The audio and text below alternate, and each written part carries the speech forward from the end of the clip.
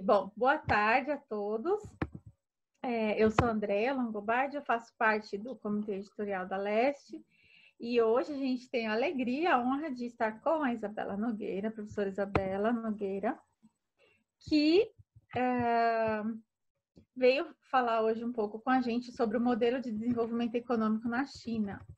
Então, a Isabela é professora adjunta no Instituto de Economia e no Programa de Pós-Graduação em Economia Política Internacional da UFRJ e é coordenadora do Lab China, que é o Laboratório de Estudos em Economia Política na China. Então, essa reunião, essa videoconferência, hoje vai funcionar mais ou menos assim. A professora Isabela vai ter um tempo para apresentar seu tema, para falar nesse começo.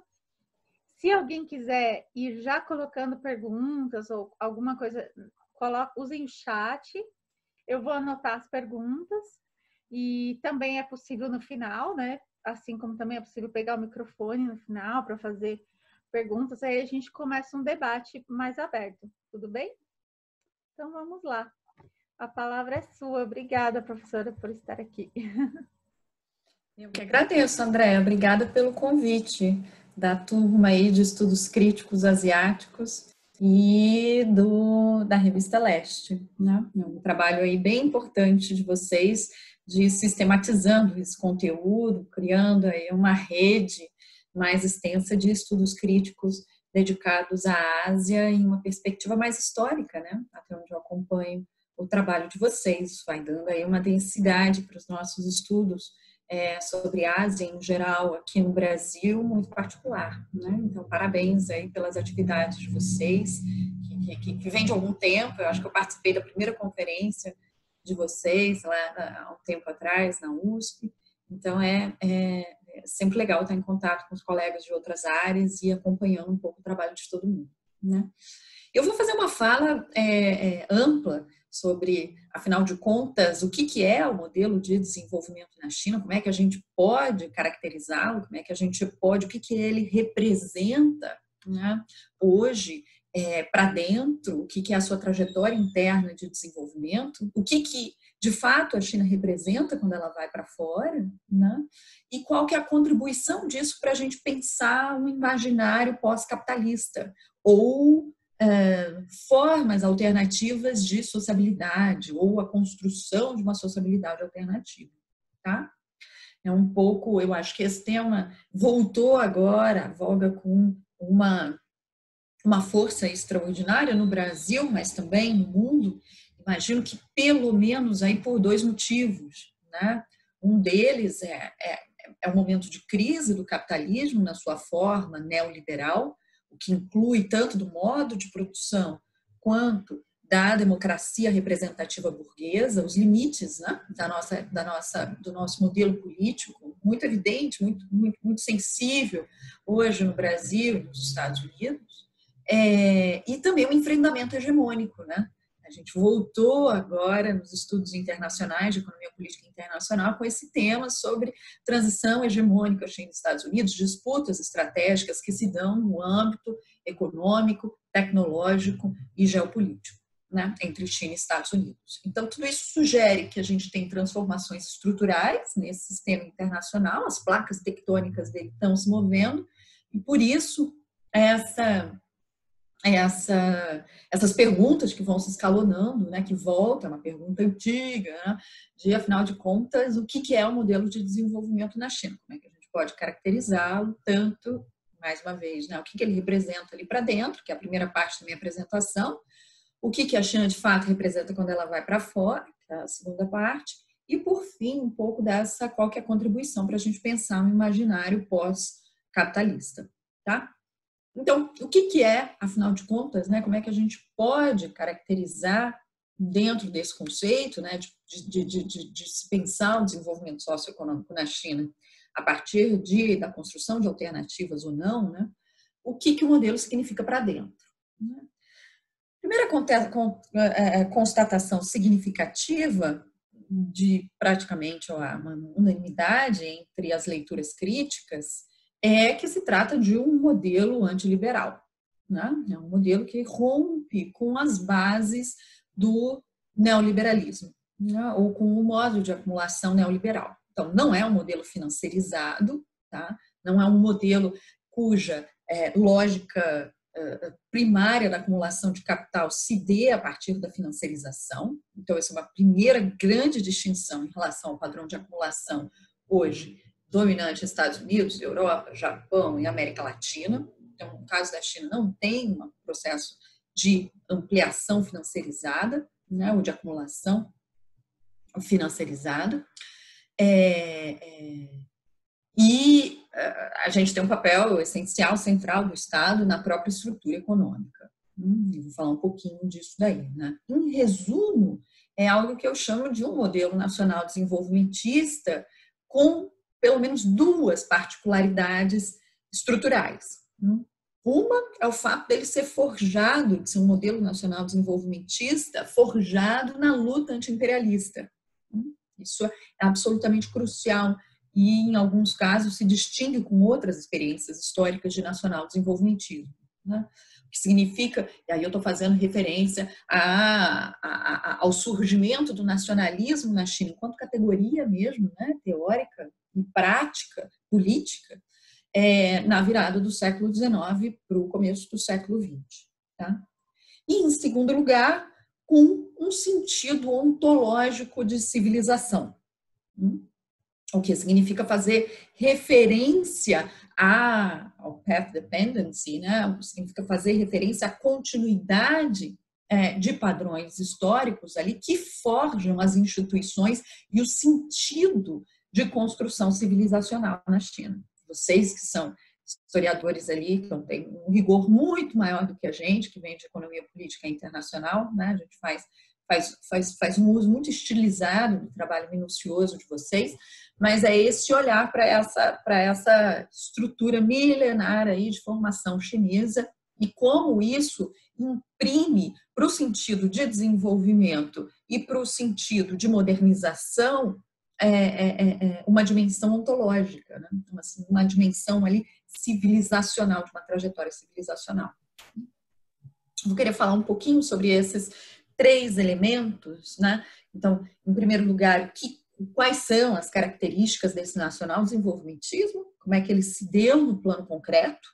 O que isso, em termos efetivos, ali significa, sobretudo pós o processo de reformas, pós Deng Xiaoping, a partir de 1978, né? O que esse modelo busca, o que ele consegue de fato.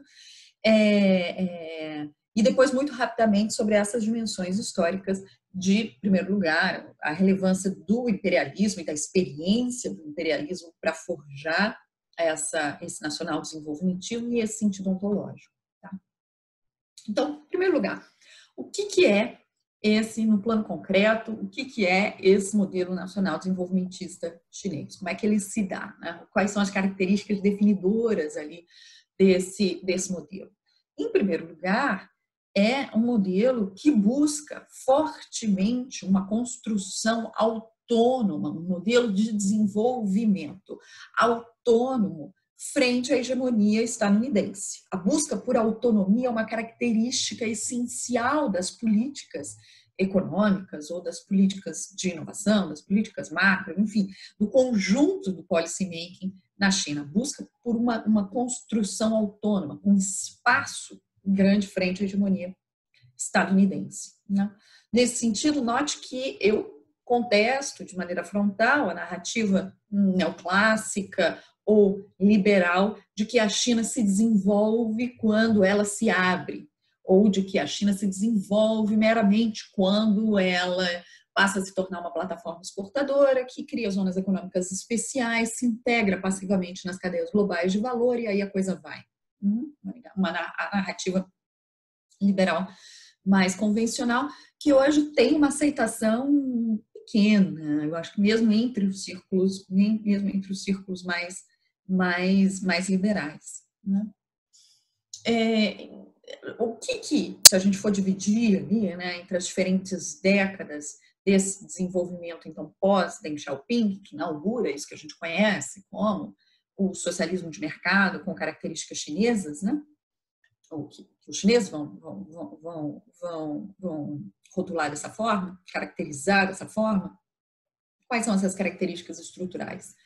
Em primeiro lugar, nos anos 80, o ponto essencial da estratégia e do sucesso, que depois vai garantir a continuidade desse modelo nas décadas seguintes, nos anos 80, está muito vinculado à capacidade das lideranças chinesas de evitar que a China se torne uma economia de enclave.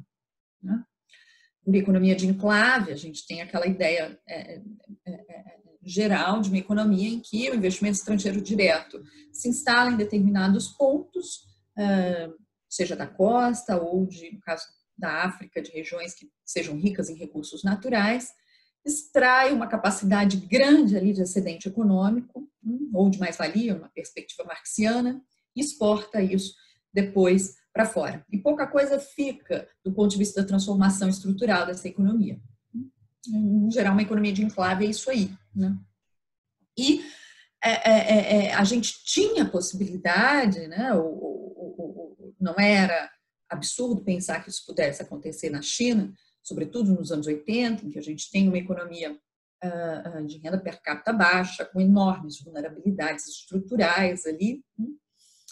E o que a gente viu foi a construção de uma base doméstica, uma base interna, que gerou os efeitos de transbordamento, né, do desenvolvimento. O desenvolvimento, ali os anos 80, eles são cruciais por criar uma base alargada para que o desenvolvimento se espraie, para que haja um processo de espraiamento da transformação estrutural, para que ela não se concentre em meia dúzia de cidades, ou 10 ou 15 cidades costeiras, ou para usar a referência da América Latina e da literatura aqui estruturalista latino-americana, para evitar depois grandes desníveis de heterogeneidade estrutural, que é uma característica fortíssima da América Latina, né? Você ter processos, regiões altamente desenvolvidas, São Paulo, por exemplo, com altíssimo nível de produtividade, tanto na agricultura quanto na indústria, enfim, desenvolvimento ali das condições técnicas de produção, completamente descolado de outras regiões mais remotas do país, né? Com desníveis de heterogeneidade estrutural muito significativos. Na China, a gente, obviamente, vai ver os degraus ali se formando ao longo do tempo. No entanto, essa categoria da heterogeneidade estrutural, ela desaparece por completo hoje em dia, por exemplo, em parte, eu vou argumentar, graças às transformações que foram iniciadas e abertas nos anos 80. Que transformações são essas que impedem, então, que a China se transforme numa economia de enclave, que impedem, portanto, que a China tenha desníveis de heterogeneidade estrutural que são muito característicos da América Latina? Né? Em primeiro lugar, está a estrutura agrária, o tipo de transformação e o regime agrário que se estabelece a partir dos anos 80, com unidades muito descentralizadas da produção, unidades familiares, o sistema de responsabilidade familiar, unidades descentralizadas de produção, e que assegurou, nos anos 80, o uso da terra para, basicamente, todo o camponês chinês. E a gente está falando, em 1980, de 80% da população chinesa vivendo nas zonas rurais. A gente está falando de uma parcela muito significativa da população chinesa, que garante uma estrutura, um tratamento da questão agrária que é radicalmente da trajetória brasileira, radicalmente diferente da trajetória latino-americana, certo? Então, em primeiro lugar, está a estrutura de propriedade de uso da terra descentralizada, né? A economia camponesa que efetivamente se estabelece, se forma a partir da década, formalmente a partir de 78 e ganha impulso a partir da década de 80. Né? Uma economia, então, caracterizada por lotes pequenos, né, de uso dessa terra. Em segundo lugar, por um processo acelerado de industrialização rural, o que vai garantir emprego rural para uma mão de obra em formação ali nas zonas rurais. Então, viu o estabelecimento das empresas de vila e município, que a literatura vai chamar das TVS, vão dar um impulso ali do ponto de vista de formação de mão de obra, treinamento dessa mão de obra das zonas rurais e emprego não agrícola para uma parcela crescente da população chinesa.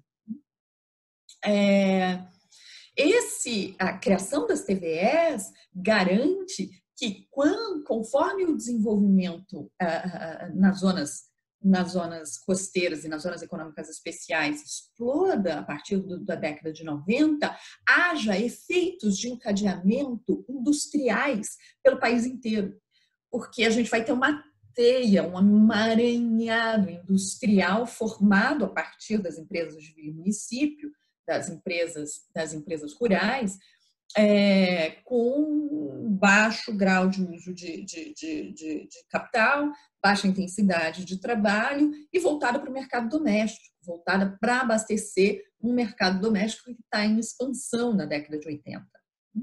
E está em expansão por quê? Está em expansão porque a produção e a produtividade agrícola, sobretudo na primeira metade dos anos 80, tem uma profunda explosão, né? A produtividade agrícola cresce de maneira extraordinária na China, sobretudo nos primeiros 8 anos da reforma, né? Do processo de reforma e transformação estrutural, de criação, então, do socialismo de mercado, com características chinesas, né? A produtividade explode, em parte por conta do regime da terra que eu falei há minutos atrás, e em parte por conta de um conjunto de estímulos governamentais que são dados via subsídios e compra garantida do excedente agrícola por parte do governo. Então, o governo passa a segurar a compra desse excedente agrícola, né, como uma forma de estímulo estrutural, né, para a produção brasileira.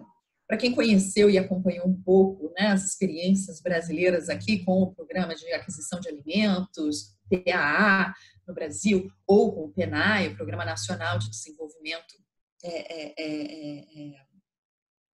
para a compra de alimentos para as escolas no Brasil, o que a gente teve na China nos anos 80 foram programas de aquisição e de subsídio ao camponês com dimensões absolutamente extraordinárias, né? Isso vai chegar, os subsídios à agricultura chegam em 1985 a alguma coisa como 16% do orçamento, né, da China, destinados à compra direta e assegurada, né, do excedente agrícola do camponês, mais formas de subsídio direto, né? Acho que eu vou ter que acelerar um pouco, porque eu estou vendo aqui que eu ainda estou no comecinho dos anos 80, e minha apresentação tinha várias outras coisas, a gente já está com 15 minutos de apresentação. O ponto, então, passa a ser as transformações estruturais, na minha argumentação, as transformações estruturais que se dão nos anos 80 via reforma da terra, via emprego rural e via industrialização rural, né? E via estímulos que o Estado dá para aumentar a produção e a produtividade agrícola, que geram uma base alargada de uma rede possível de desenvolvimento que não fica concentrada na costa, não fica concentrada nas zonas econômicas especiais. Os anos 80, atenção, é um período em que o investimento estrangeiro direto na China é muito pequeno, né? O influxo de ED na China, o IDP, o investimento direto no país, durante os anos 80, quando a gente olha a série histórica, ela fica ali quase horizontal, ali perto do zero, né? É a partir do grande compromisso de Deng Xiaoping, da famosa viagem para o Sudeste de 1992, que esse investimento passa a crescer de maneira exponencial. É isso que a gente passa a ver, então, a partir da década de 90. Né?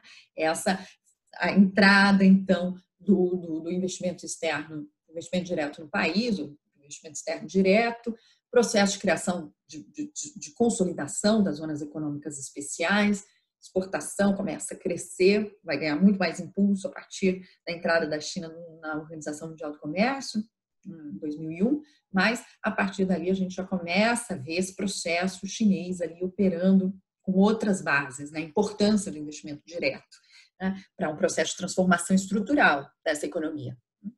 O que eu acho fundamental destacar na relação da China com o investimento direto foi a capacidade da China de disciplinar o IDP, né? O investimento direto no país, o investimento direto que entrou na China. Foi a capacidade do país de gerar uma subordinação do investimento externo a um projeto de desenvolvimento nacional, né? A esse nacional desenvolvimentismo. Isso se deu de diversas formas, dentre as quais a obrigatoriedade da China de estabelecer, de ter parceiro local, do investidor estrangeiro ter parceiro local, obrigatoriedade para a transferência de tecnologia, em diversos casos cotas para exportação, ou a definição geográfica de onde esse investimento ia acontecer, sobretudo a partir dos anos 2000, começa uma pressão para esse investimento passar a fazer parte dos planos de desenvolvimento regional da China, então começam estímulos para o investimento se dá no nordeste do país ou na região oeste, enfim. Há todo um mecanismo não simplesmente de abertura da China ao investimento externo, mas de disciplinamento do investimento estrangeiro direto a um projeto de desenvolvimento nacional, tá certo? Isso é absolutamente essencial, absolutamente essencial. Sobretudo agora, né, que a gente começa a ver um influxo mais pesado do investimento externo chinês em várias partes do mundo, também no Brasil, né, e os chineses, na metáfora do sul-coreano Ha Jung-chang, né? Os chineses chutando a escada e defendendo a liberalização da regulamentação brasileira para a entrada de investimento externo aqui. Certo? A prática chinesa não foi nada liberal nesse sentido, absolutamente nada liberal. Bom, se dos anos 90 vem isso que eu vou chamar da formação de um capitalismo de Estado e, sobretudo, um capitalismo selvagem na China, com várias transformações estruturais nessa formação econômico-social, dentre as quais o processo de privatização das antigas empresas estatais, que vai formar uma burguesia doméstica ali pela primeira vez, né? Desde a Revolução, a gente começa a ver o surgimento de uma burguesia incrustada no Partido Comunista, mas de toda forma o surgimento de uma nova classe de capitalistas domésticos fortemente ancorados ali nesse processo de privatização. No entanto, é importantíssimo ressaltar que a privatização não vem com o enfraquecimento do papel das empresas estatais nessa economia. Muito ao contrário. O processo de privatização vem com um reposicionamento estratégico dessas estatais, que se livram das suas obrigações com Seguridade Social, que vão se tornando cada vez mais estratégicas para o processo tanto de desenvolvimento quanto de internacionalização da economia chinesa, né? Enfim, e passam a se localizar ali nos nódulos, ou a se concentrar nos nódulos da acumulação de capital no país. Aquilo que passa a determinar tanto o ritmo do investimento e, portanto, do crescimento econômico, quanto o ciclo, né, no longo prazo. Tá? Essa é a característica dos anos 90. Nos anos 2000, o que a gente vai ver é o crescimento puxado, sobretudo, pelo investimento. As exportações, evidentemente, têm um papel crucial aí para a atração de tecnologia e moeda forte, dólar. Os chineses sabem que essa é uma vulnerabilidade estrutural da sua economia política internacional, mas você passa a ter um padrão de crescimento que também busca autonomia via o papel crucial que o investimento passa a ter na determinação da taxa de crescimento. Você passa a ter um crescimento mais e mais puxado pelo investimento, a parcela do investimento no PIB chega a astronômicos 45%, 47% do PIB. Muitos economistas diziam que isso não era possível, vai dar bolha, isso dá sobrecapacidade, isso dá muita bolha especulativa nas cidades, vai quebrar, vai estourar. Né? Enfim, não estourou, por uma série de motivos aí. O CBC organizou recentemente uma boa live sobre a formação e os debates sobre a bolha, por que a bolha nunca estourou, né? Está disponível no site deles, do Conselho Empresarial Brasil-China. Acho que é a última live que eles organizaram. E aí a gente passa a observar a partir dos anos 2000, então, esse crescimento fortemente puxado pelo investimento. Né? A partir de 2010, a estratégia geral do regime de acumulação muda. Ali, de maneira estilizada, né? essas datas. Mas, sobretudo, a partir dessa década, a gente começa a ver um impulso mais e mais forte para a China subir nas cadeias globais de valor ou estabelecer isso que fica conhecido como um padrão puxado pela inovação, pela inovação tecnológica. O resultado mais evidente disso daí é a luta tecnológica, a disputa tecnológica com os Estados Unidos, né?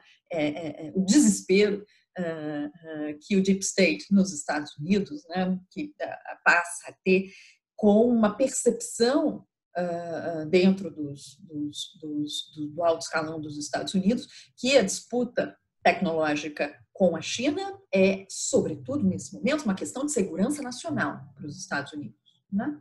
Domínio chinês sobre determinados padrões tecnológicos vinculados à indústria 4.0, seja internet das coisas, o 5G, cloud computing, e daí vai, passa a significar uma vulnerabilidade estrutural, não só do ponto de vista produtivo, também do ponto de vista produtivo, mas também do ponto de vista de segurança nacional dos Estados Unidos, né?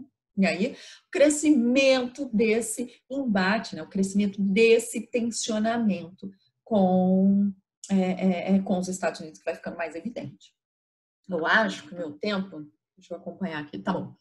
Deixa eu me reorganizar, né? Então, em resumo, o meu argumento central é que a busca por essa autonomia nesse modelo nacional desenvolvimentista vai mudando ao longo da trajetória de desenvolvimento da China, nos anos 80, muito voltada a evitar que seja uma economia de enclave, nos anos 90, disciplinando o investimento direto no país, nos anos 2000, gerando um crescimento mais autônomo, via um crescimento puxado pelo investimento, e agora, nos anos 2000, a tentativa chinesa de subida nas cadeias globais de valor e de gerar um crescimento mais puxado pelas inovações e um processo de desenvolvimento continuado ali, né, que signifique transformação estrutural dessa economia. A pergunta seguinte que eu tinha feito lá na abertura da minha apresentação era, tá bem, mas o que esse modelo de desenvolvimento nacional desenvolvimentista significa quando ele vai para fora? Significa qual que é o papel da China na formação de uma ordem alternativa e, sobretudo, qual que é o impacto disso para países periféricos como o Brasil, né? O que isso passa a significar quando esse capital passa a transbordar? Claro que a nova rota da seda do ponto de vista de projeção desse capital para fora, a política mais estruturada dessa estratégia de expansão do poder político e econômico chinês, né? Mas, em geral, né, o que isso significa quando esse capital vai para fora, né? O que a gente nota, de novo fazendo referência ao livro do Chang, é a defesa do liberalismo quando a China vai para fora. Ela passa a defender a abertura para o investimento externo, né? Passa a ser uma defensora das políticas liberais e neoliberais que ela própria não empregou na sua estratégia, na sua fase de catch-up, tá certo? E com impacto para países periféricos, em geral, tendem a seguir aquilo que é o padrão centro-periferia que a gente conhece, né? Então, reprimarização acentuada da pauta exportadora dos países periféricos, tanto do comércio quanto do investimento. A gente vê uma concentração forte, claro, velha história de que a pauta exportadora brasileira é concentrada em 3 produtos só: minério de ferro, soja e petróleo. Em vários casos, a gente vê uma reprimarização, inclusive, por exemplo, da pauta do complexo soja, né, saindo ali do óleo e farelo cada vez mais para exportação pura e simplesmente do grão. Mas é claro que, nota, isso não significa um processo de demonização da China, isso significa um processo de tomada de consciência de qual é a estratégia chinesa para a necessidade de construção de estratégias domésticas brasileiras. Não faz sentido nenhum esperar que o exportador de investimento ou o importador, enfim, que a potência hegemônica tenha por si só um determinado comportamento benevolente em relação à periferia, né? Comportamento desenvolvimentista tem que partir dos próprios estados nacionais, que é algo absolutamente ausente na estratégia de desenvolvimento brasileira, já há muito tempo, muito acentuada nessa nossa conjuntura política absolutamente dramática. Bom, por outro lado, também é verdade, e aí tem um debate grande a respeito disso, sobretudo a partir da penetração dos investimentos chineses na África, sobre a possibilidade de abertura de policy space, né? de gerar da penetração do capital chinês, da diversificação dos destinos de exportação desses países periféricos, gerar a possibilidade de um espaço externo maior para a formulação de políticas domésticas, desde que haja, do ponto de vista do país periférico, esse ímpeto, né, para a formulação de políticas de desenvolvimento próprias. Né? Isso gera uma reconfiguração geopolítica global por disputa por recursos com os Estados Unidos. O caso evidente da Venezuela é um desses. Né? Isso vai gerando mudanças na geoeconomia e na geopolítica de diversas regiões, inclusive da América Latina. Né? Pode significar também a possibilidade de alguns arranjos marginalmente diferentes, né? Por exemplo, a China, nos momentos em que o Brasil determinou coisas como conteúdo local, políticas de conteúdo local, sobretudo via Petrobras, a gente percebia por parte dos parceiros chineses uma disposição muito maior do que outros investidores de seguir com esse tipo de política, né? Que é algo que os chineses, do ponto de vista da sua política industrial, também fazem a rodo, né? Também fazem absolutamente a rodo. Então, gera um pouco mais de policy space, né? Enfim. No entanto, a pergunta seguinte, natural, já para caminhar aí um pouco para o fechamento da minha apresentação, passa a ser, então, do ponto de vista mais abstrato, né, ou de horizontes mais radicais de transformação, qual que é a contribuição da China para pensar no imaginário pós-capitalista. Essa é uma angústia, eu acho, que de muitos pensadores críticos nesse momento de crise, mais uma vez, como eu falei, da democracia representativa e do capitalismo na sua forma financiarizada e neoliberal. Então, vem, né, essa angústia, afinal de contas, do que a China pode representar ali como alternativa para a construção desse imaginário pós-capitalista. Né? Nesse sentido, e ao contrário de...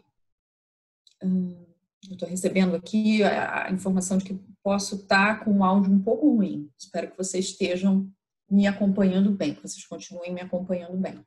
Mas, nesse sentido, eu sigo os teóricos marxistas da teoria crítica que percebem o capitalismo essencialmente como uma forma de dominação, né? Para além, exclusivamente, não basta a gente ficar preso ao debate sobre estrutura de propriedade, né? Ainda que também ali, né, a estrutura de propriedade na China hoje, ela se parece muitíssimo com outras experiências históricas de estados, de capitalismo de Estado. Né? Hoje, a participação do Estado na China na riqueza nacional ou na formação de ativos fixos, participação do Estado sobre essas diferentes medidas, está entre alguma coisa entre 30% e 40%. Depende um pouco ali da qualidade das estatísticas e do que você vai computando como a parcela estatal. Mas fica alguma coisa entre 30% e 40% da economia chinesa hoje. Isso, atenção, não é muito diferente do que foi historicamente a parcela do Estado nas experiências históricas de capitalismo de Estado, ou nacionais desenvolvimentistas do passado. Se você quiser, no Brasil, por exemplo, sobre os militares, por conta da enorme participação de Vale, Siderúrgica Nacional, Companhia Siderúrgica Nacional, Petrobras, Aracruz, Embraer, que eram estatais nos anos 70, né? A fatia do Estado em investimentos ativos fixos no Brasil era alguma coisa em torno de 25% nos anos 70. Né? De forma nenhuma alguém ia dizer que o Brasil era um país socialista sob o regime militar. Em outros casos, chegava a 30%, né? Na Europa após Segunda Guerra Mundial. Se você quiser, hoje o país mais socialista nesse quesito seria a Noruega, né? Por conta ali dos seus enormes fundos soberanos em torno do petróleo. Mas o meu ponto é que meramente olhar para a propriedade para a estrutura da propriedade não é suficiente para se pensar o que é aquela formação social, né? O ponto não é simplesmente como você distribui, como já alertaram os marxistas da teoria crítica, né? Mas é como você produz, né? Não faz sentido você pensar que o mesmo tipo de sociabilidade que impera sobre o capitalismo, com lei do valor, com fetiche da mercadoria, com alienação da classe trabalhadora, competição como elemento central ali do desenvolvimento das forças produtivas, consumo em massa como objetivo primário individual. Não faz sentido que você pense nessas mesmas premissas numa sociedade capitalista. Nesse sentido, na minha perspectiva, o capitalismo é sobretudo uma forma de dominação, uma relação que restringe severamente a autodeterminação. Então, é claro que Marx também inclui uma crítica de exploração, desigualdade social e dominação de classe, mas a sua análise do capitalismo vai além disso. Ela busca elucidar qual que é o tecido das relações sociais de uma sociedade burguesa e quais são as formas concretas e abstratas de dominação social. Né? Então, sob esse olhar, o que a China experiencia é, indubitavelmente, uma forma capitalista de Estado, como uma forma de constituição social. Mais uma vez, ali, os determinantes básicos do capitalismo como forma de dominação estão ali, o fetiche da mercadoria, o capítulo 1 do Capital, alienação da classe trabalhadora, com 50% de informais hoje precarizados na China, competição como elemento central no desenvolvimento das forças produtivas, e daí vai. E a lei do valor, que continua valendo, lucro obtido por mais-valia, lucro apropriado por uma burguesia nacional, que é a segunda maior do mundo hoje, né? E uma sociabilidade consumista, meritocrática e altamente competitiva, que são as bases de funcionamento de uma sociedade capitalista. Tá? Além disso, do ponto de vista de proteção social, o estado de bem-estar social que vai se formando na China, a gente acabou de produzir um texto agora que foi publicado na Economia e Sociedade, eu e 2 pesquisadores do Lab China. O tipo de bem-estar social que vai se formando ali, ele não tem nenhum princípio universal ou gratuito de acesso irrestrito que orientou historicamente as experiências socialistas. Tá? O estado de bem-estar social na China é o que a gente vai categorizar como um estado produtivista, né? Muito parecido com os estados produtivistas de bem-estar asiáticos. Então, o tipo de contrato social é um contrato social para amenizar conflitos, evitar colocar a liderança do partido em xeque. Ele é muito pouco solidário e muito vinculado ao local de trabalho. Né? Se você é um trabalhador urbano com registro urbano formal, sua proteção social vai ser muito maior do que um trabalhador informal ou do que um trabalhador rural. Tá certo?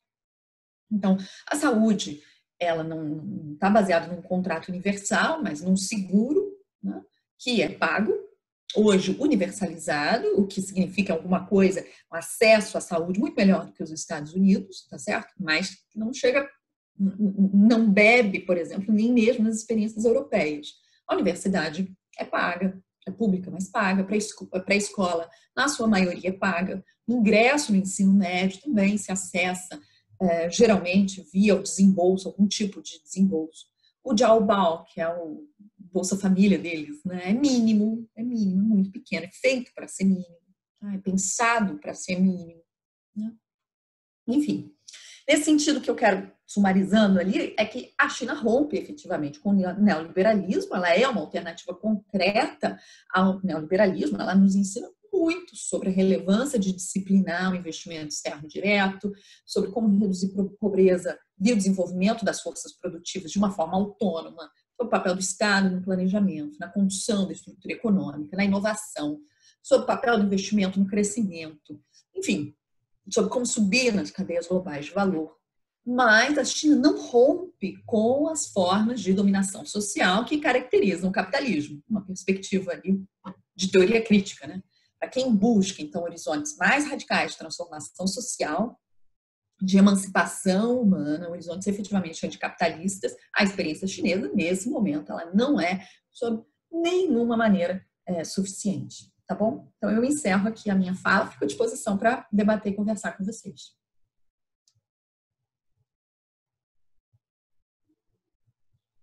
Obrigada, professora. Foi muito bom. Eu tenho umas 2 perguntas aqui, mas eu vou esperar. Bom, eu vou abrir, então. A gente está abrindo para perguntas. Vocês podem passar por chat. Eu agradeço aqui. Quem foi? O Túlio, né? Que passou para a gente aqui o link da referência a qual você tinha falado, né? Durante a palestra. Exatamente, exatamente. É uma bela apresentação. Legal. Do Tom Orley. Então, um livro. Gostaria de começar? Pode ser por microfone, pode ser escrito.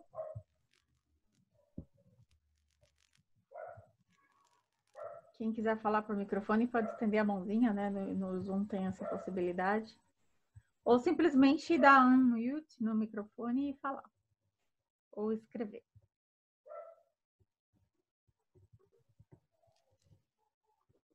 Isabela, queria te fazer uma pergunta. Você disse que a nível global, a China, por exemplo, aqui no Brasil, a China, ela meio que tem chutado a escada, né? Alô, vocês estão me ouvindo? Sim. Opa, alguém mais falou, eu acho. Agora, assim, o modo de desenvolvimento chinês histórico, ele tem se dado de uma maneira que não segue os padrões do neoliberalismo. Como é que você acha que a China se portaria a nível global? Além desse exemplo que você já deu, você acha que a China teria algum papel no combate ao neoliberalismo em escala global? Ou o que ela faz internamente é contraditório com o que ela prega? Externamente, eu queria que você falasse um pouquinho mais sobre essa questão das relações internacionais. Eu não acredito, da mesma forma como a China tem uma determinada trajetória e quando começa a se internacionalizar, passa a defender outra coisa, né? Isso não é uma particularidade chinesa, né? Não é um mau caratismo chinês, né? Que faz uma coisa para dentro e depois, quando sai, faz outra. Essa é uma característica geral do funcionamento e da expansão do poder econômico e do poder político sobre o capitalismo, tá certo? Isso é alguma coisa histórico nessa nossa formação econômico-social. O que, historicamente, né, eu citei o Chutando a Escada do Rajun, porque o que ele faz é justamente mostrar como diversas outras experiências foram fazendo exatamente a mesma coisa, né? Elas passam a ter uma prática para dentro nacional desenvolvimentista, e quando esse poder vai para fora, né, o argumento dele chegou no topo da escada do desenvolvimento, passa a pregar o liberalismo, porque para quem tem o domínio tecnológico, para quem tem e quer ver a expansão, né, desse domínio tecnológico, e para quem quer passar a definir qual que é o padrão monetário internacional, é evidente que um processo de liberalização passa a ser alguma coisa desejável. Né? Passa a ser desejável que esse padrão, por exemplo, tecnológico, seja o padrão dominante em outros países. E para isso é necessário que esse padrão penetre em outros países. Né? Então, é próprio da lógica de acumulação, se você quiser, seja de uma perspectiva, então, disso que a gente pode chamar de um institucionalismo crítico, ou desde os teóricos do imperialismo, no começo do século XX, quando Hilferd, Bukhari, então, teorizando sobre isso, é próprio da lógica de expansão do capital, nesse processo de ida para fora, ter um exercício de defesa de práticas mais liberais. No entanto, o que a gente vê nesse momento, e aí pensando curto e médio prazo, o que a gente vê nesse momento é um embate estratégico e geoestratégico entre China e Estados Unidos, tá certo? O que significa que, digamos, o que passa a ser a ordem defendida pela China globalmente não é exclusivamente a ordem que lhe interessa, mas a ordem que é possível num contexto de disputa hegemônica. Né? Dentro que é parte daquilo que é possível num contexto geral de disputa hegemônica. Me parece que esse é o elemento norteador da expansão do capital político, do poder político e do poder econômico da China agora no curto e no médio prazo. Vai ter uma orientação muito forte, muito geoestratégica para como fazer frente aos desafios extraordinários desse embate com os Estados Unidos. Tanto do ponto de vista tecnológico quanto do ponto de vista da moeda, né, onde a distância, me parece que do ponto de vista tecnológico a distância com os Estados Unidos é muito menor, mas do ponto de vista da moeda, do poder hegemônico do dólar no sistema monetário internacional, a distância é muito maior.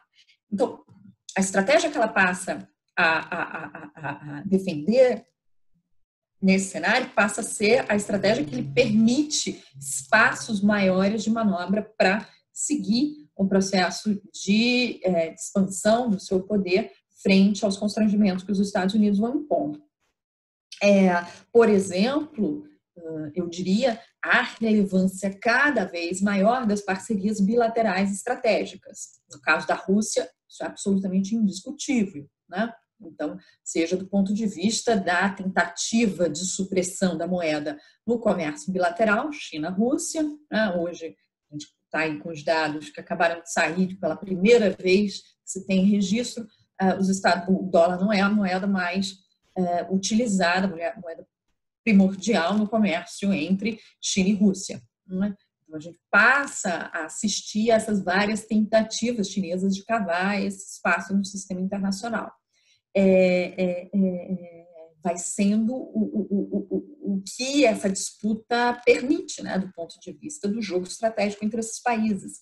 Outra mudança crucial aí nessa tentativa de cavar espaço do ponto de vista monetário, a criação do Petro-Yuan, né, ou de um mercado de contratos futuros negociados em renminbi na Bolsa de Futuros de Xangai, né? Que é mais uma tentativa de romper com um pilar estrutural da hegemonia norte-americana via a relação entre a hegemonia do dólar e a definição dos preços internacionais do petróleo, né?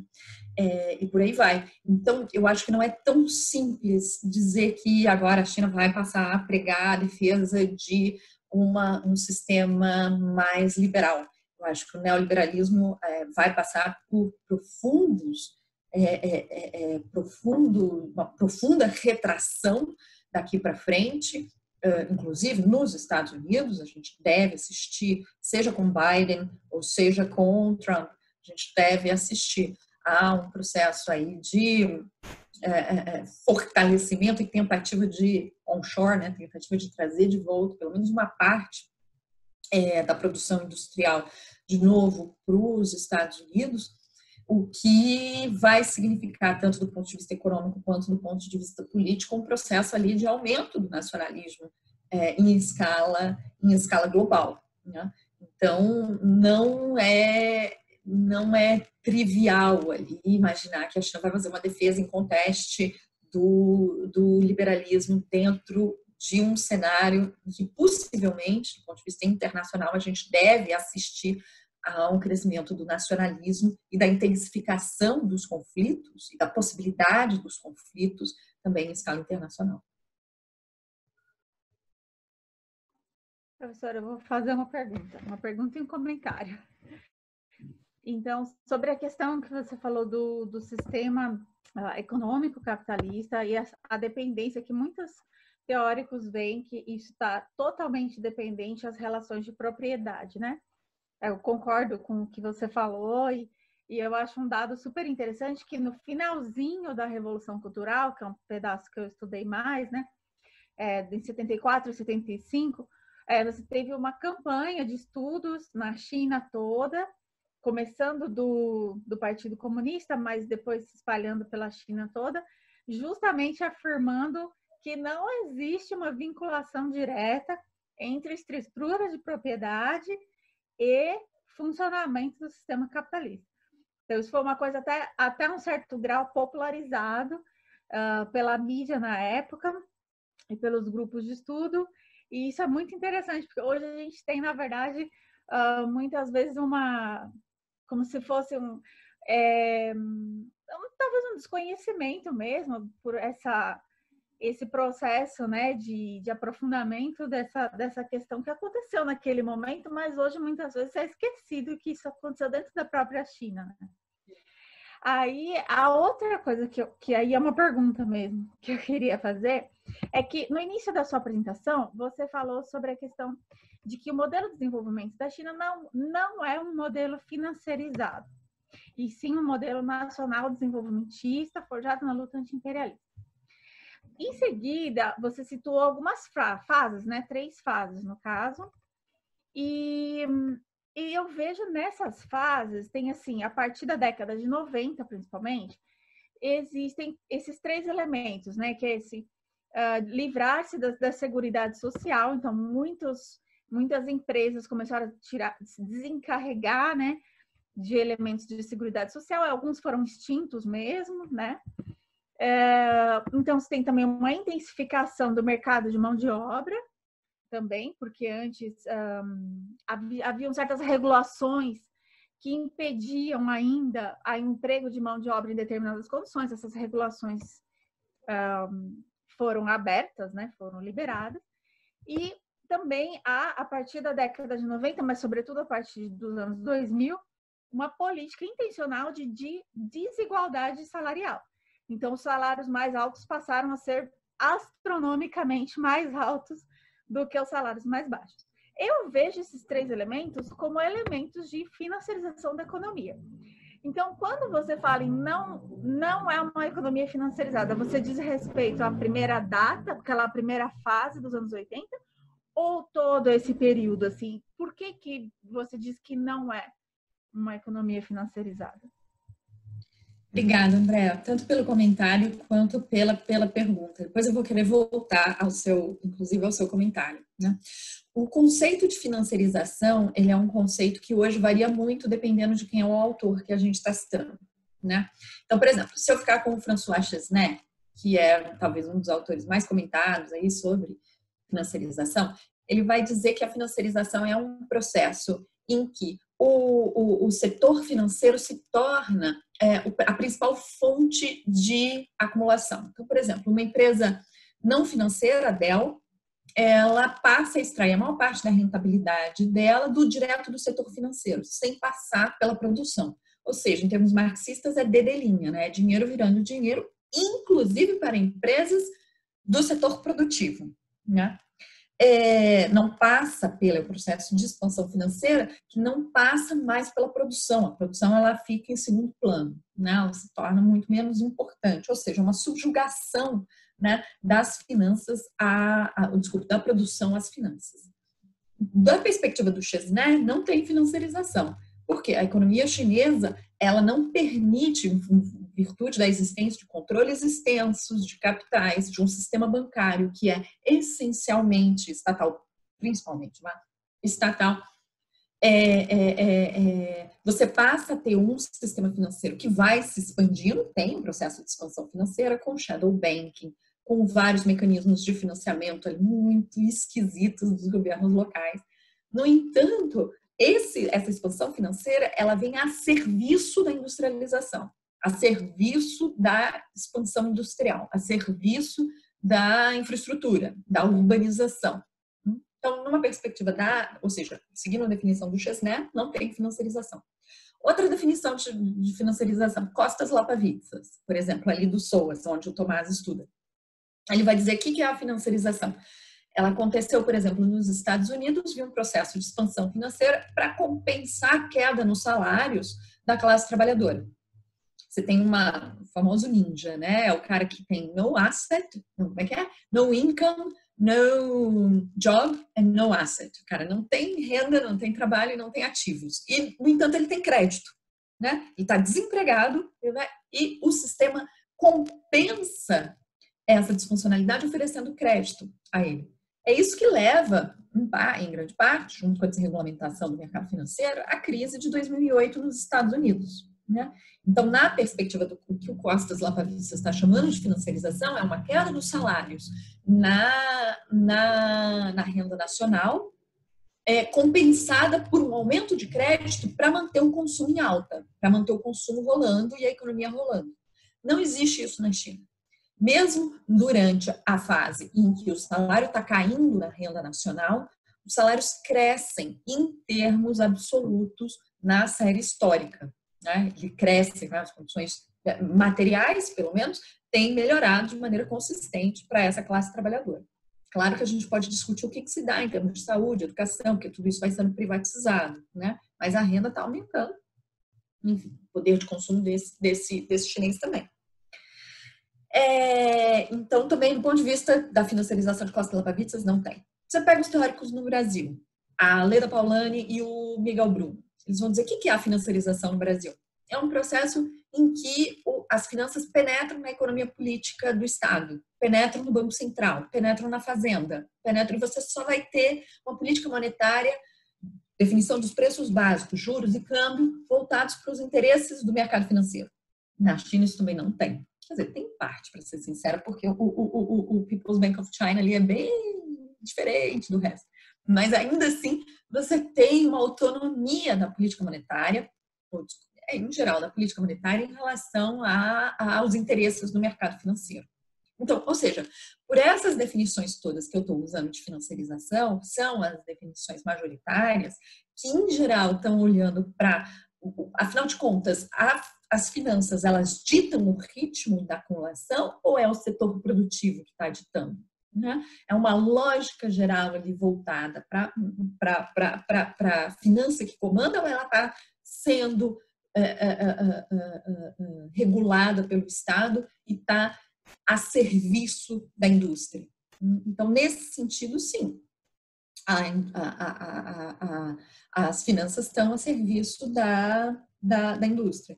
No entanto, esses vários aspectos que você bem pontuou a partir dos anos 90, de dispersão salarial, processo todo de privatização e surgimento efetivamente de um mercado de trabalho muito precarizado. Claro, depois vai tendo alguma regulação, mas ainda assim caracterizado, em primeiro lugar, por uma superexploração dessa mão de obra e hoje por uma grande precarização também dessa mão de obra, né? Então, que é o convencional do mercado de trabalho no restante do mundo, né? Nos demais países capitalistas. Claro, com graus ali de tonalidades, né? De diferenças que não são irrelevantes para a classe trabalhadora, mas vai se configurar no mercado de trabalho que é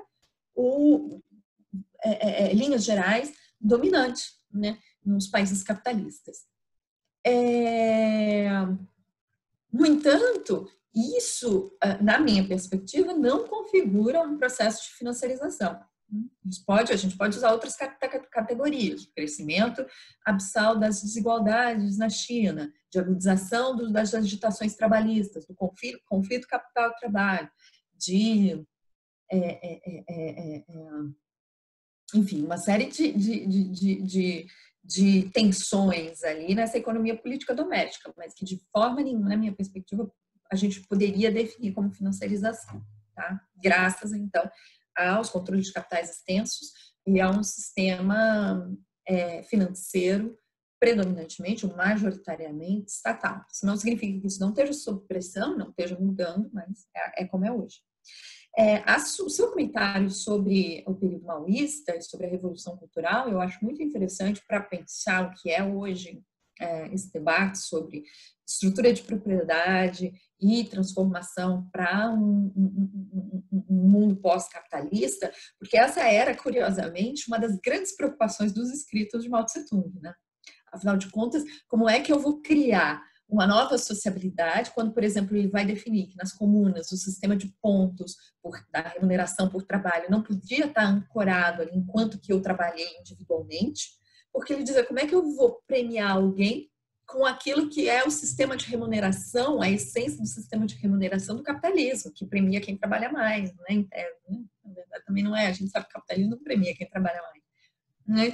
Como é que a gente vai gerar mecanismos ali de estímulo à classe trabalhadora, que são os mesmos mecanismos vendidos como os mecanismos de premiação da classe trabalhadora no Ocidente. Então, ele diz, não pode, você tem que criar outros mecanismos de estímulo. Enfim, era essa a angústia que está ali nos escritos maoístas. Então, isso você faz referência ali, né, as práticas da Revolução Cultural refletem essa discussão teórica.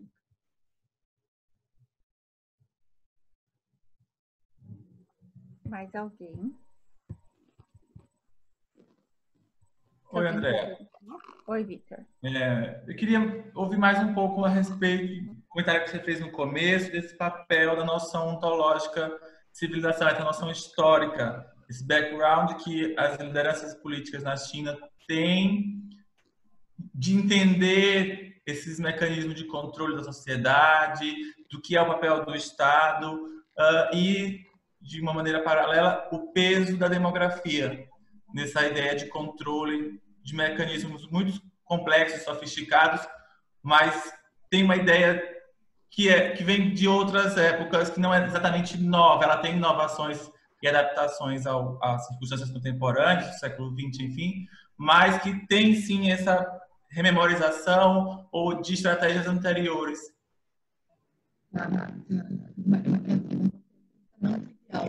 Eu acho que o sentido ontológico de civilização, né, ele remete a diversas instituições, institucionais, políticos, chinesas são, digamos, repaginados e ressurgem agora, mas também há uma noção muito forte de que a existência do Império do Meio, né, a existência do Zhongguo, só pode seguir adiante a partir de um processo de modernização estrutural muito forte. Sem a modernização estrutural muito forte, o Império do Meio vai ser varrido do mapa, como foi em termos de humilhação, perda de espaço, ocupação pelas forças imperiais no final do século XIX. Então, tem uma questão ali, né, de um sentido do desenvolvimento que guarda um sentido muito próximo à própria existência, né?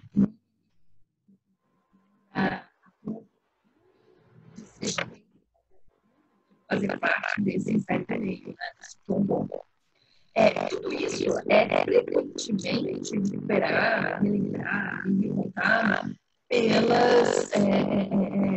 pelas lideranças chinesas. Né? Isso é uma coisa bastante viva, seja pelo sistema educacional, ou seja como uso político, né? dessa memória civilizacional, né? Dessa continuidade civilizacional e das lutas que estavam envolvidas por isso.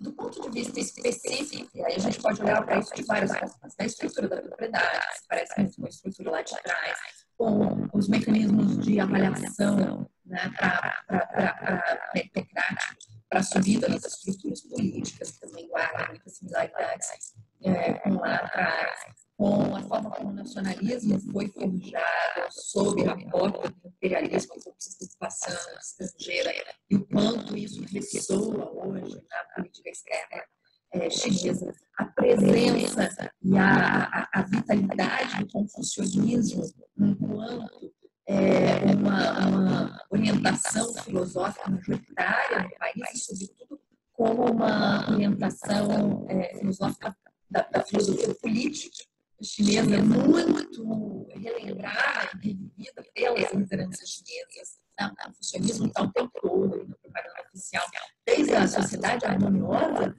até o sonho chinês. Hoje, as propagandas que a gente vê em Pequim ali, vendo, né, o sonho chinês, fazem referências diretas a desenhos e dizeres confucionistas.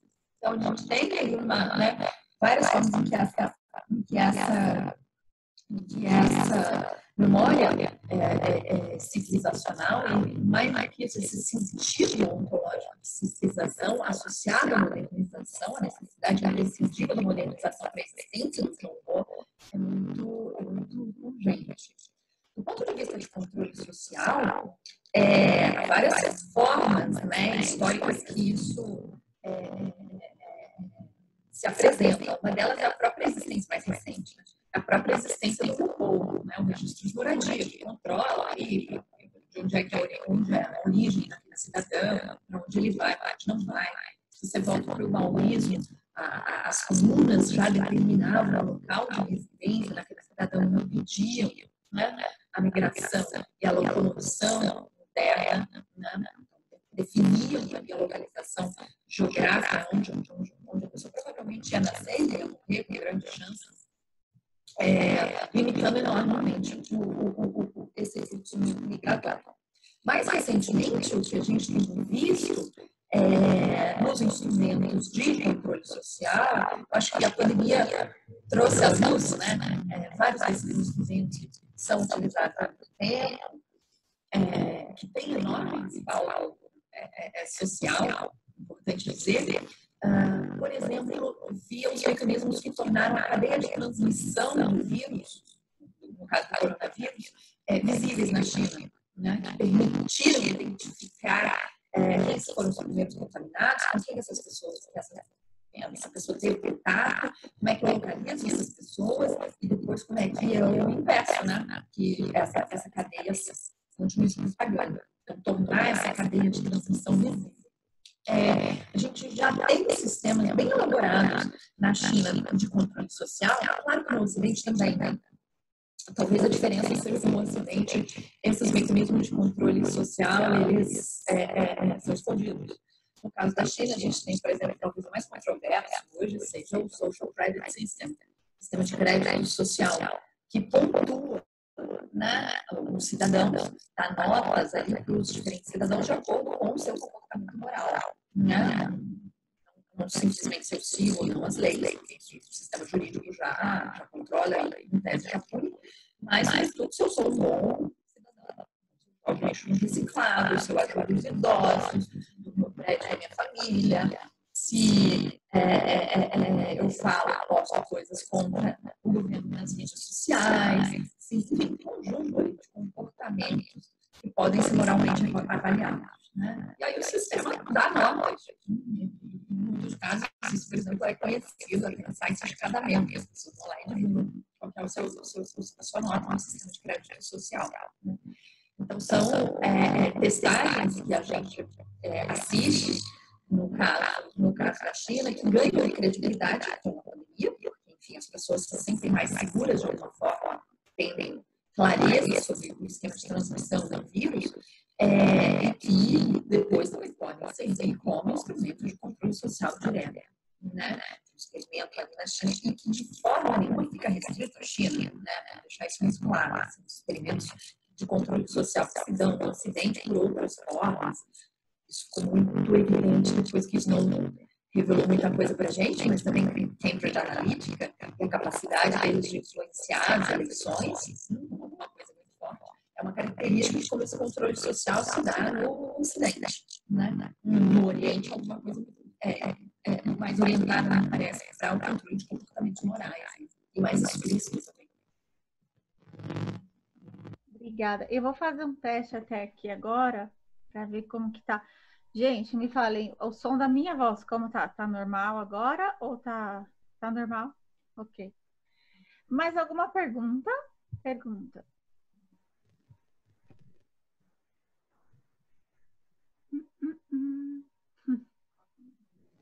Obrigado por falar nisso, Andréa. Isabela.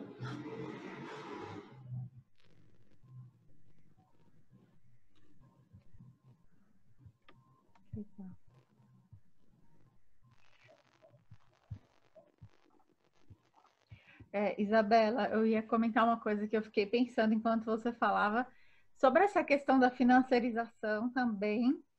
Eu ainda não cheguei ao meu entendimento específico do que é financiarização. Eu estou à caça do entendimento ainda desse processo. Mas uma coisa que eu acho interessante é que eu acho que a China, mas pensando no governo, né, nos discursos oficiais, assim, eles têm, na verdade, eles são, no meu ver, assim, é como se eles, quando você fala nos lugares em que há uma financiarização da economia, então há uma subordinação da esfera da produção à esfera financeira, né? E a China em nenhum momento chega a falar dessa subordinação, né? Não opta, digamos assim, por essa subordinação. Sempre deixa clara a subordinação das outras esferas a esfera da produção, né? E eu vejo assim que na verdade é que eles compreenderam Marx e em nenhum momento deixam passar de que a produção é a esfera mais importante, assim. É como se fosse um capitalismo, mas o capitalismo sem inocências, de forma muito clara e racional, sabe? De que realmente a esfera da produção é aonde é produzido o valor. E é aonde se determina todas as outras cadeias, seja a financeira, seja as outras, enfim, relações que vão se estabelecendo. Assim. Eu penso às vezes sobre isso. Eu acho muito interessante a combinação de slogans marxistas com slogans confucianos, às vezes, na China, nesse sentido, porque eu acho que eles deixam bem claro, assim, a posição de não subordinação da esfera de produção, se há nenhuma outra. No debate marxista, por exemplo, se você pega o Arrighi, ele vai dizer que o processo de financiarização é o sinal do outono, né? Ele olha historicamente o desenvolvimento, a maturação, depois a decadência hegemônica, nos diferentes períodos de transição hegemônica. E o argumento dele, do Arrighi, é que a frase famosa da financiarização, o processo, né, de uma acumulação mais puxada pelas finanças, é exatamente o período do outono, né, quando a gente começa com um sinal de decadência. Então, nesse sentido, o pós-guerra, em que a relação dos países centrais, Europa, Estados Unidos, sobretudo, a financiarização estava contida, aí esse é um período ali de auge do capitalismo sob a hegemonia dos Estados Unidos, e que agora, durante a sua fase financiarizada, a gente estaria entrando no período de decadência da hegemonia estadunidense. Né? E aí, então, agora a China, sob essa lógica de transição hegemônica em ciclos, né? A China estaria ali, então, com o seu poder produtivo, gerando um processo ali, e depois, eventualmente, em algum momento, talvez também se financiarize. No entanto, eu só quero deixar, fazer uma observação, que esse processo na China não é totalmente claro quais vão ser os rumos da financiarização ou não. Há uma pressão forte dentro da China por financiarização. Uma fração dos capitalistas chineses que são financiarizados e pressionam pela financiarização.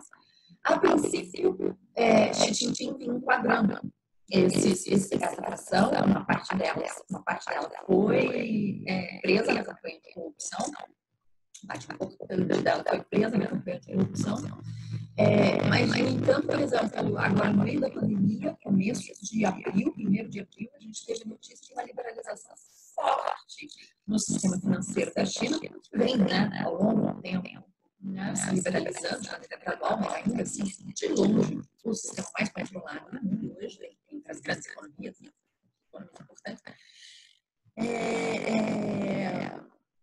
Teve uma regulamentação importante que passou 1º de abril, que permite que investidores externos sejam majoritários, tenham mais de 50% controle de fundos de investimento na China. E o JP Morgan pagou $1 bilhão no meio da pandemia, 2 dias depois, no dia 3 de abril, a regulamentação mudou. No dia 1º de abril, 3 de abril, o JP Morgan pagou $1 bilhão para ser majoritário no fundo de uma parcela, uma participação acionária na China. Tá? Então, tudo isso para dizer, hoje é assim, mas há um processo interno de luta, antecipando a acumulação de capital dentro da China e também para a esfera financeira. Né? Então, em parte, isso aí vai ser uma luta que vai acompanhar essa dimensão da disputa hegemônica com os Estados Unidos. Né? Não é que essa disputa hoje se dá de uma forma mais forte do ponto de vista tecnológico, depois tem que se dar também do ponto de vista da moeda. Né? Essa é uma grande questão. Né? Um grande debate sobre a internacionalização do renminbi. E a pergunta sempre é como internacionalizar o renminbi com extensos controles de capitais. Né? Na economia chinesa, como é que se daria isso? Na verdade, isso não é impossível, porque a gente teve no passado, que era um padrão com controle de capitais no mundo. extraordinárias no sistema monetário internacional. Então, isso para dizer que a economia chinesa, na minha não é utilizada, isso é uma distinção essencial sobre o funcionamento do capitalismo em outras regiões do mundo. Isso não significa que ela esteja sob pressão intensa para se financiarizar. Vai ser o resultado disso, vai ser o resultado das várias lutas internas e externas por essa expansão do capital para outras esferas de acumulação. Obrigada. Eu acho que o seu microfone agora, no finalzinho, ele tá talvez com algum problema, mas dá para entender. Só que ele tem um eco agora, no finalzinho que ele começou a dar. Gente, mais perguntas? Fala, Vitor. Você ia falar alguma coisa? Você tá? Não, eu ia perguntar à Isabela se... Eu sou historiador de formação, então minhas perguntas vão acabar puxando mais para a história, para esse fundo histórico. É que eu estou estudando exatamente o final do século XIX e em trabalhos anteriores eu dei uma passada por outras dinastias, enfim. E sempre me parece que tem uma leitura histórica efetiva sobre esses ciclos da China que poderiam ser vinculados às dinastias, de períodos de crescimento, enfim, depois períodos de decadência. E, normalmente, esses períodos de decadência são acompanhados por uma fase de alta prosperidade e de, em algum momento, um descolamento, digamos, dos ganhos de uma certa elite e que isso acaba, de alguma maneira, pervertendo. Esse caso da financiarização, essa tensão que está aparecendo na China, digamos assim, atualmente, você vê que tem algum controle efetivo da máquina do próprio partido, tentando conter ou tentando entender como é que faz para administrar, ou se essa financiarização está mais, digamos assim, mais forte frente ao tempo, a contemporaneidade, digamos assim. E que possa englobar, né, o partido, as decisões do partido. De fato, o partido... Em primeiro lugar, o partido ele não é uma coisa monolítica, né? O partido tem frações ali dentro, tem frações políticas dentro do partido da China. Então, você tem frações que buscam coibir a financiarização de maneira muito forte, e você tem frações que são frações muito mais liberalizantes. Então, você não tem ali uma grande não há uma única linha dentro do partido, né, de como seguir. A princípio, e as leituras que a gente tem sobre o que está acontecendo, as lutas políticas do partido, são sempre a posteriori, né? Não há documentos ali que revelem para a gente as disputas entre essas frações, né?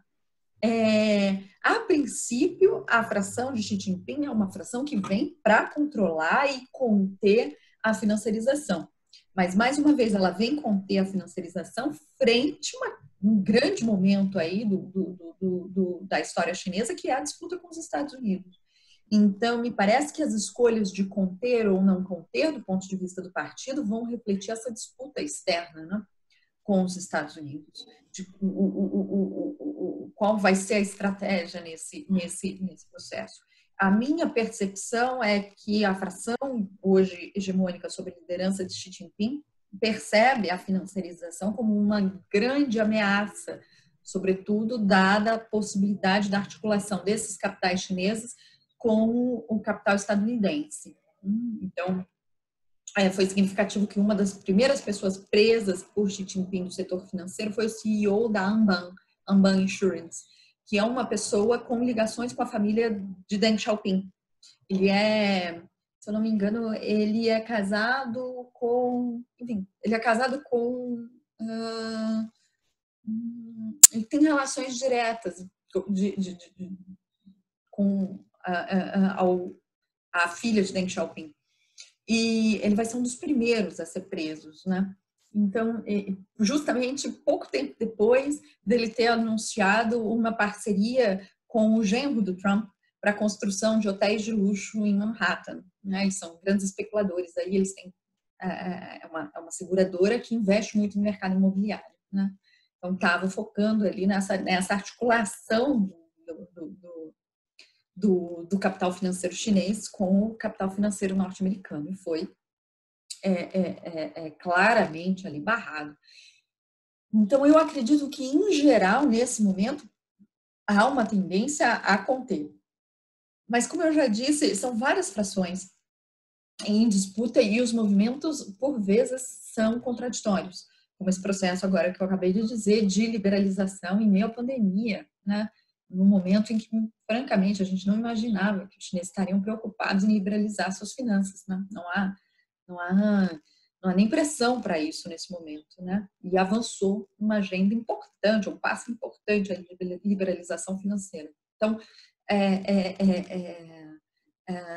as dinâmicas são muito intensas e a grande diferença em relação ao período imperial, né, da China durante a sua fase, suas diferentes transições dinásticas, é que hoje a China está imersa num sistema muito capitalista, né? Hoje ela está imersa a um modo de produção cujas determinações e forças ali são tremendas, né? Isso é muito diferente do que eram as suas transições dinásticas num sistema sinocêntrico muito mais muito mais endógeno, uma dinâmica toda de acumulação muito mais endógena, não separado do mundo, não isolado do mundo, a gente sabe disso, seja por Rota da Seda ou pelo sistema sinocêntrico que se estabelece na Ásia, mas incomparável à dinâmica de integração hoje do sistema mundo capitalista.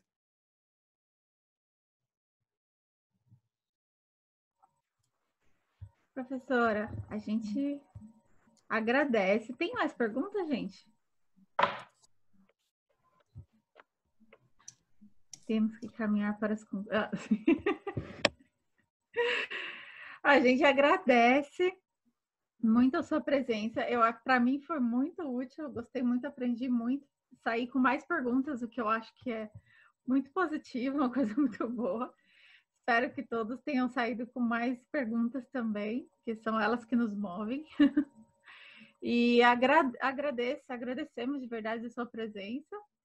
Foi muito boa. A gente vai perguntar então formalmente se você concorda com a divulgação desse vídeo agora no canal da revista, tudo bem? Claro, com certeza. Tá, joia. Então, a gente vai disponibilizar essa videoconferência, né, no canal da Revista Leste, na página, e a gente vai divulgar por listas de e-mail também.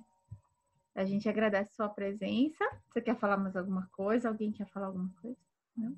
Eu agradeço muitíssimo. Um prazer estar aqui conversando com vocês mais uma vez. Parabéns outra vez aí pela existência do grupo e pela revista. E seguimos nas trocas. Obrigada. Sim, obrigada, gente. Obrigada a todos pela participação. Obrigado, pessoal. Então tá, Angélica. Aí você pode encerrar para a gente a reunião. Angélica é a nossa ponte tecnológica. Obrigada, gente. Uma boa tarde a todos. Tchau. Obrigada, professora, mais uma vez. Tchau, tchau.